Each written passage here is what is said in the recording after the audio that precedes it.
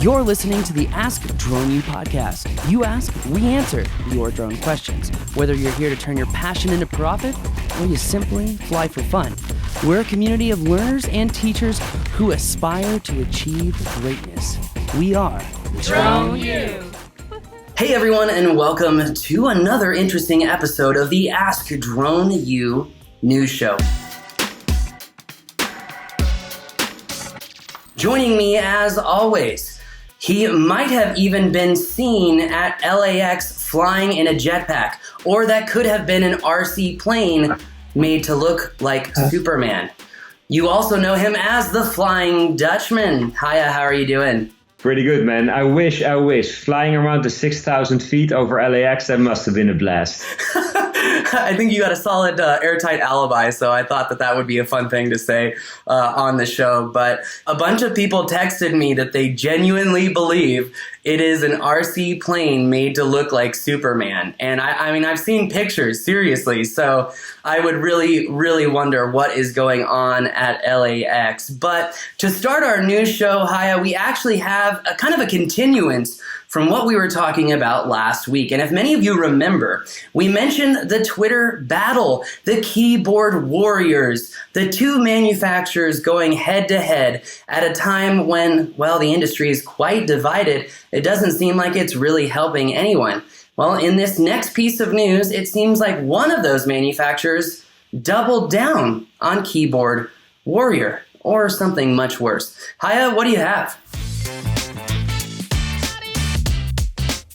Yeah, Skydio. I mean, I remember when I first saw the Skydio R1 fly pretty much all autonomously, I was like blown away. I mean, it was amazing to see that drone fly. I had one myself for a week or so to try out.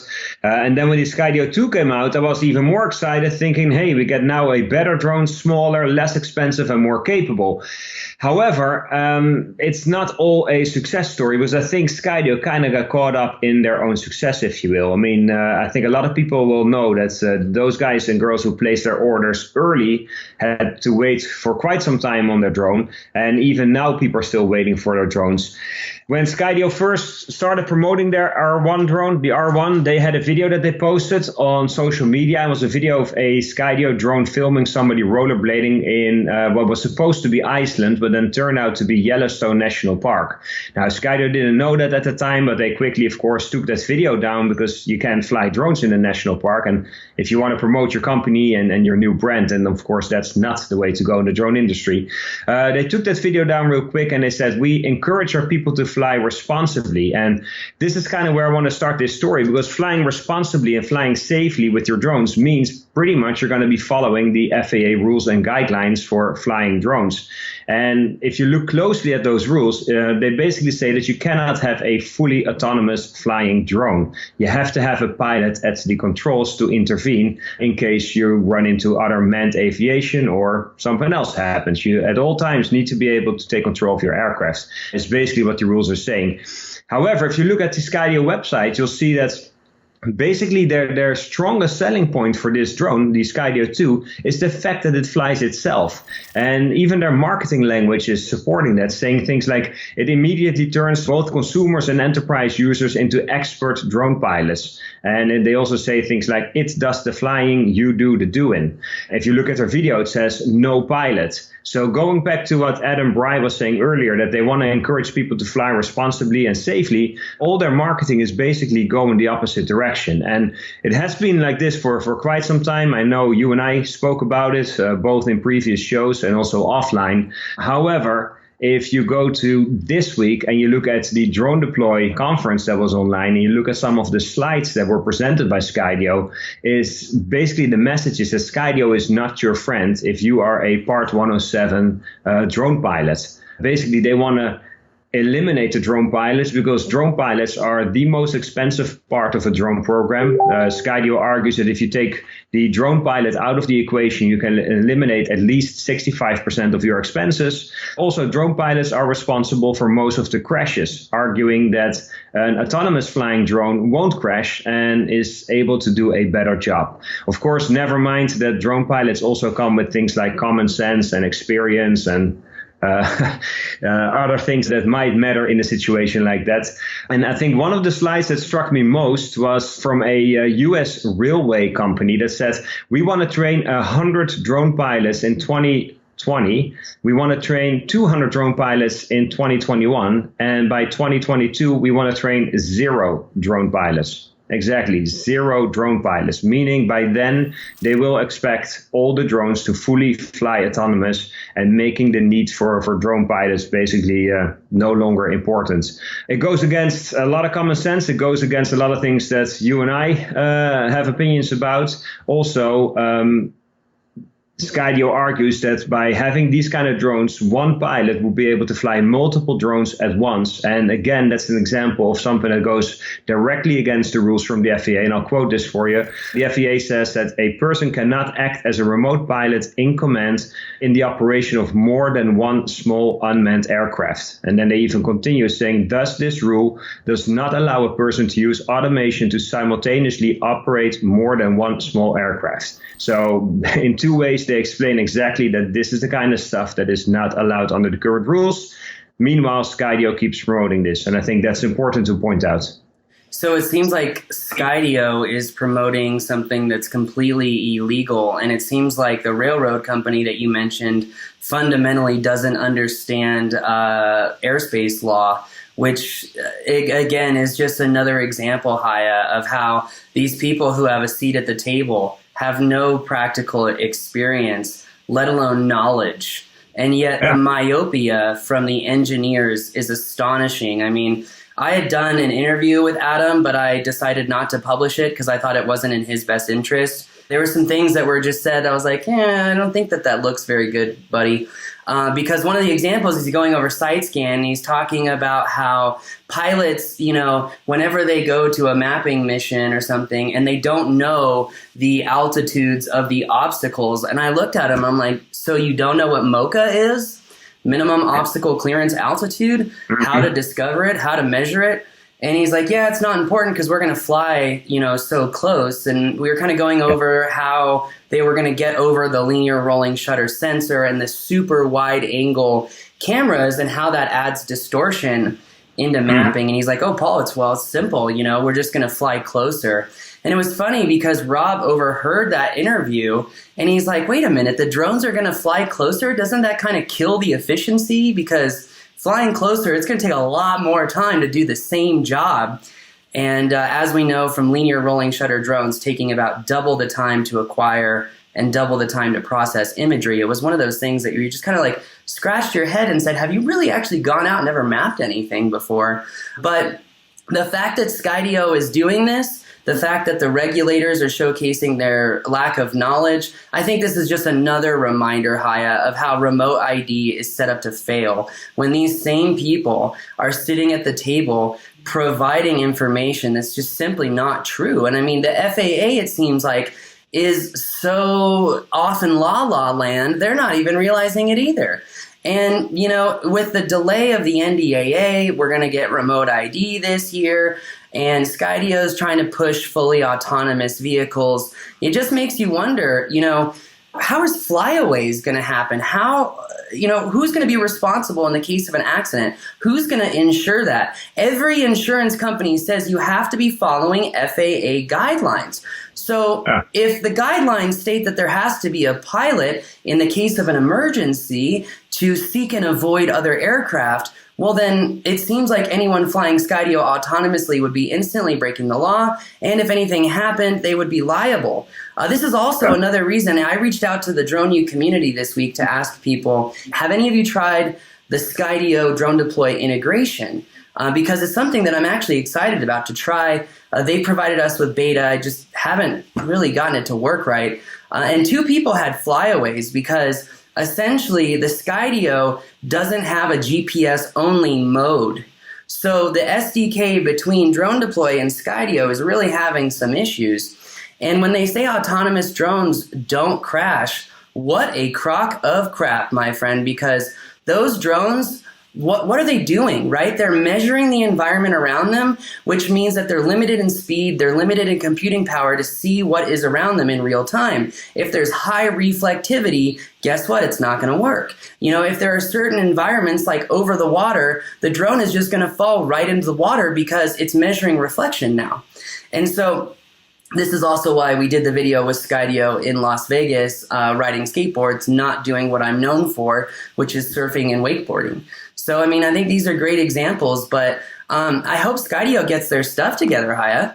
I hope so too, and I think it's important to point out here as well is that, well, before I go there, let me first, for the record, I'm pro-American drone companies. I'm in favor of developing the drone industry in the United States. I also think that Skydio, apart from this section, is otherwise a great company with a great product, and I wish them a lot of success. But at the same time, I can imagine with Skydio having so much money that came in from investors that they must have somebody breathing down their neck, basically, to push them and to keep pushing the envelope and progress the company. And I think you kind of see that with the Skydio S2 that they came out with. It's a pretty awesome drone, in definitely in certain regards. But then when it comes to delivering these drones to customers, they've had a massive backlog. Now, of course, part of that has to do with the coronavirus, so we're not going to hold that against them. But right now, I think people that ordered as of June of this year are hopeful to get their drones by the end of this year. And these are Skydio's own words. So they're basically half a year behind in delivering their customers' orders.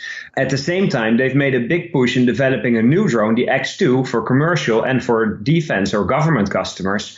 And they're pushing that part of the business as well. And you wonder, like sometimes when small companies that have a successful product and they get a lot of investments coming in, a lot of funding coming in, they are being pushed hard to grow and to develop the business. And I think sometimes you have to walk before you can run. It seems like Skydio might already be running, and now they're supposed to be jumping over hurdles at the same time. And I think it might just all be a little bit too much and too fast, if you ask me. A history lesson here, Haya. We remember that 3DR had done the same thing, really, when they came out with the Solo. The Solo came out. Yeah. It was supposed to be so much better. It actually flew. I liked the way it flew. The transmission distance was rather limited, but then it took 6 months for the gimbal to come out. One manufacturing hiccup really sunk the whole company and the Solo line. And I just want to say, to reiterate your point, look, we're pro-American as well, but doesn't this show that we cannot make a switch from Chinese drones to American drones? Because at least not right now. We can't do a hard switch. We've got to have some sort of transition time so that American manufacturers can actually scale. They can actually produce these aircraft at the levels that we need them to. And frankly, I'm not seeing that. And I feel like, and what I'm worried about is that Skydio is making the same mistakes as 3DR, and it seems like maybe Adam Bree and Mr. Anderson should sit down for some tea and learn from each other. That might not be a bad idea. I also think it would be good to move away from the whole country of origin discussion. Like in the end, it shouldn't matter if a drone is assembled or built or manufactured in China, France, or the US or England or wherever. I think if we say that drones need to be safe and they shouldn't be able to spy, then we need to come up with certain standards and requirements that any drone should be able to meet, regardless of where they come from. You bring up a really good point, actually. Why don't we create risk-based standards, right? Let's talk about the technology that can actually cause the problems and how do we limit that, right? Because then you're not going after a particular manufacturer or a particular country. It doesn't look political, right? So wait a minute, hold on, that's an important point here. The FAA is really known for risk-based performance standards. Does that not show that maybe remote ID was not actually written by the FAA, that it was written by some guy from Delta who is being pushed by DHS and security to say, hey, look, we have a security problem and we got to solve it. And these guys aren't smart enough to know, hey, in order to have a security problem, you got to have internet. Let's just cut the internet and no problem. I don't know. Might be. And then you have the telecommunication companies like AT&T and Verizon who are looking to grow their business, so they want to jump on this bandwagon too, it seems. Yeah, and they all want to do what's cool, but I actually love that because what we're learning is how smart these tech companies really are. They're not that smart. It shows the people that they're choosing. They don't know what they're talking about. So, Haya, you know what that means? It means when we do interviews with these companies, oftentimes, they're like, hey, don't light us up. And it's like, I'm not going to light you up if you knew your product and how it works. I'm sorry that you're a mid-level corporate manager who's never learned on their own. Anyway, Haya, that brings us to our next story. Unless I'm missing something here, are we going to see a climax between Skydio and DJI? I mean, when you put out this article, did you see anything else? What I've seen in the past is that whenever specifically Brendan Schulman would point things out or ask questions, Skydio was pretty aggressive. I think Skydio's been pretty aggressive in the marketing anyway, which I don't see as a bad thing. I mean, I like it when companies kind of push the envelope in that sense. There was a lot of tweeting going back and forth between DJI and Skydio. I have not seen that yet in reaction to my tweets yesterday, maybe because they know it's true. I mean, I'm just presenting what's on their own website, so maybe that's hard to argue against for them. As they say in Germany, das ist nicht gut. Anyway, that brings us to our next piece of news, which involves Skydio as well. As one of our friendly drone influencers, who I thought had kind of moved on to other things, Casey Neistat gets his Skydio 2 a year after, well, it seems like all the other drone influencers. I mean, Haya, we did that video for Skydio, I want to say in September of 2019. And I'm stunned that Casey got the drone as late as he did. I'm like, dude, your following is massive, man. Like, great job on the hustle too, by the way. You deserve all the credit. I was stunned to see this, Haya. Yeah, I mean, it's a bit tongue-in-cheek, right? Because I'm pretty sure if Casey Neistat would have wanted to get a Skydio 2 drone to test, he probably would have been the first one in line to get one. So if he wanted to have a drone earlier, I think he would have had one. I think Casey was super active, of course, in the past, cranking out videos pretty much every single day. Then he slowed down and moved to Los Angeles, I believe. And I think since then he kind of quieted down for some time. And in that sense, it kind of surprised me that all of a sudden he makes this video that's so dedicated to the Skydio drone out of the blue. I mean, it's not a new product anymore. There's like a gazillion videos out there, even though not everybody who wanted the Skydio 2 has one. But there's a lot of videos out there. So for Casey Neistat to come out with a Skydio video seems kind of interesting this time of year, being a year later pretty much than the launch of the product. And also he spoke quite a bit about the politics and China versus America and all that stuff, which, I mean, Casey's known for not really following the FAA rules when it comes to flying drones. So it also makes you wonder why all of a sudden he would have an interest in that. Anyway, might not matter one bit. He flew the drone. He was super impressed, I think, with the autonomy and how that drone is able to fly and navigate the space around it. Although at the end, I think he also concluded that Skydio still needs some work in terms of polishing up the app, making the drone perform a little better, a little less jerky at times. And he pointed out that for pretty much all the cinematic footage that he uses in his videos, he typically uses a DJI drone. I thought it was interesting that he came out with this video out of the blue. I'm not sure why, but anyway, it's there. It was fun to watch. And the best part was that he did hold up his one finger as if he actually had to wait 1 year. So we used that as the main photo for this article. In our next piece of news, it looks like another manufacturer who recently came out in the news. Autel has, well, some more news about their Autel Evo 2, adding new functionality. Haya, what's going on here? Yeah, somebody on Twitter found this video on Youku, which seems to be the Chinese counterpart of YouTube. It's a video it really looks and feels like a professional video that would come straight from Autel Robotics. So I don't think this is a hoax or a video that was put together by somebody as a joke. Furthermore, the Autel Explorer app has had updates confirming the RTK functionality as well. So this for sure seems to be legit. Two new models, if you will, the Autel Evo 2 Pro, which is the 6K version, but now with RTK, real-time kinematics, and the Autel Evo 2 Dual 640T for 640 resolution thermal camera with RTK as well. Now, the entire video is basically in Chinese, so it seems that whatever they're launching and whenever they're launching is going to happen in China first before it would make its way over to the United States. So we're not quite sure when we're going to see it, but it seems clear that this is what they're working on and then getting ready to launch. It's not really well integrated, the RTK system. It's pretty much a module that goes on top and on the front of the drone and has 2 little thumb screws that you use to attach it to the drone. Of course, those screw holes aren't present in the Evo 2, so in that sense it is a new model because they have to change that.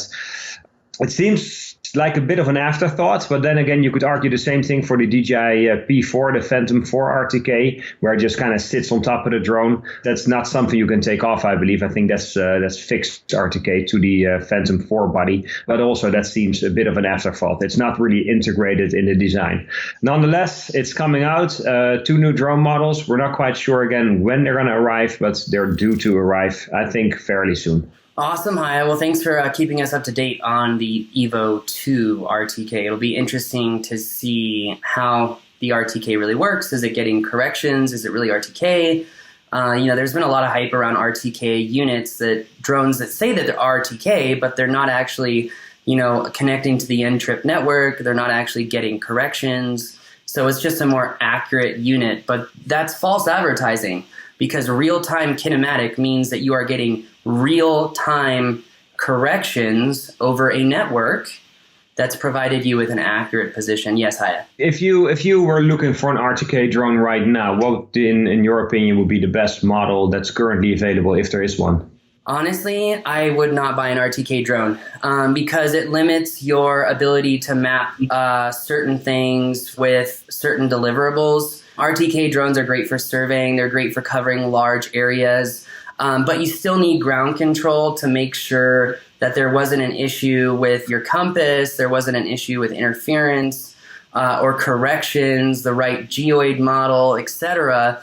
And so, frankly, the workflow is a little bit more complex than what I'm using my drones for modeling and mapping. And really, because the P4 RTK didn't allow you to do the free flight mode that you can do, say, through Pix4D Capture app, I never bought one. I can buy 4 Phantoms, a GPS unit, and landing pads for the same price. And so for me, it didn't really make sense.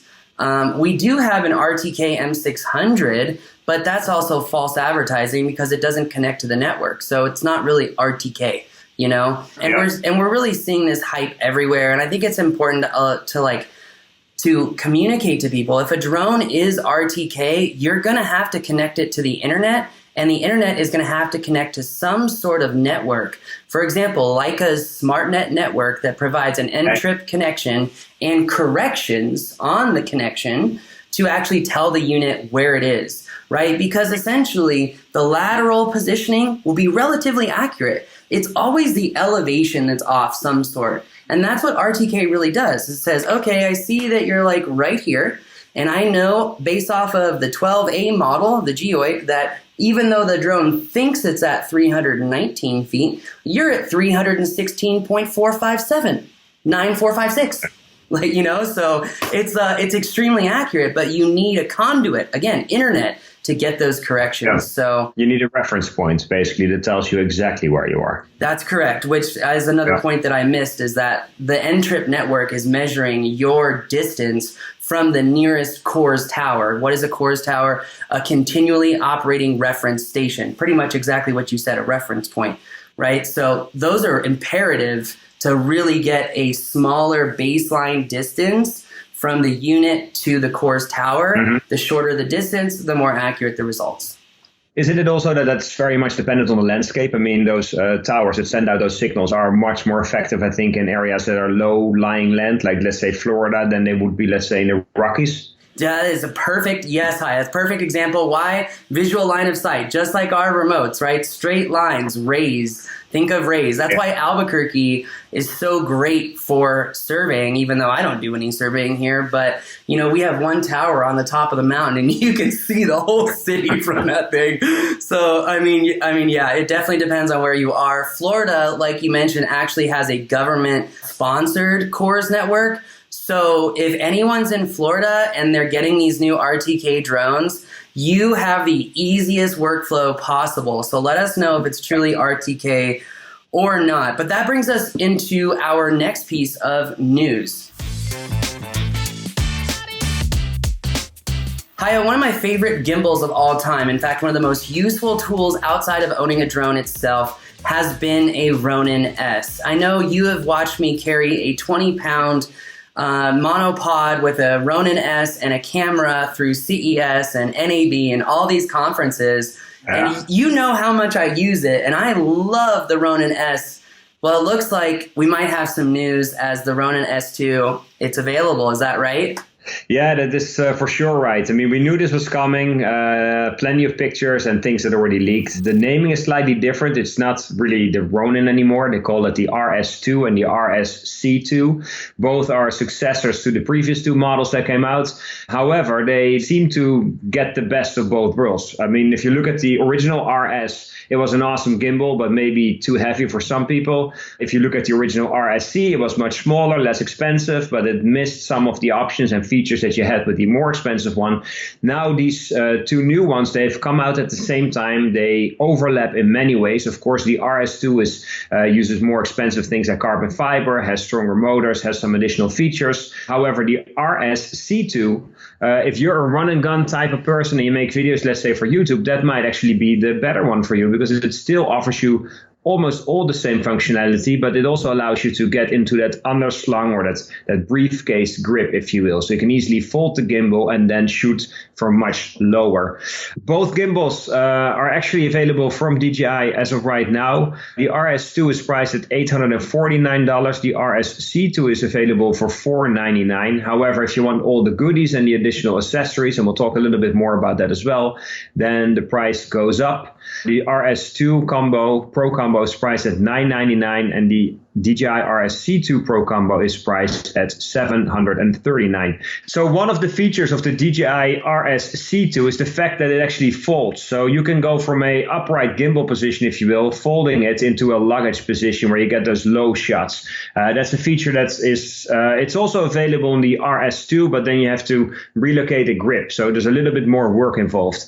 Going into pricing, the Pro combo package includes things like a phone holder, a focus motor, a dedicated carrying case, and some more accessories, but the most important part is the Raven Eye image transmitter, or wireless image transmitter. Raven Eye is a little device that you attach to the gimbal, and it allows you to position the gimbal and the camera in one location and then basically wirelessly real-time transmit the video feed to somebody else who's looking on an iPad or an iPhone or some other smart tablet.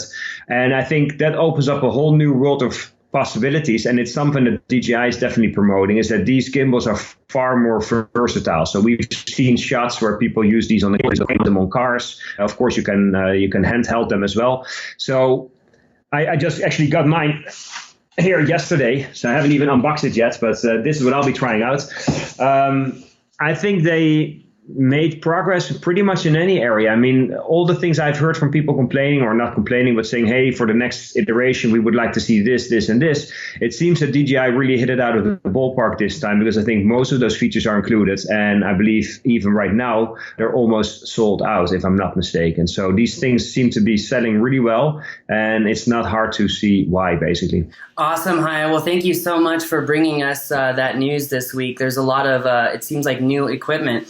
Makes me wonder what the environment is out there for all of this new equipment. But just want to say thanks again for joining me today, Haya, and thanks to all of you out there. Please don't forget to share the show, help us out, and hit that subscribe button on YouTube if you want the deep insight, the information you just won't find other places. Why? Well, because the people either don't have the knowledge or the experience, which you will find here on the Ask Drone U news show. So, Haya, thank you again. No problem. Thank you very much, and we'll be back on the next show. That's going to do it for us today, ladies and gentlemen. Thanks again for joining us on the show. We'll see you next time, and thanks again for being a part of the Drone U community.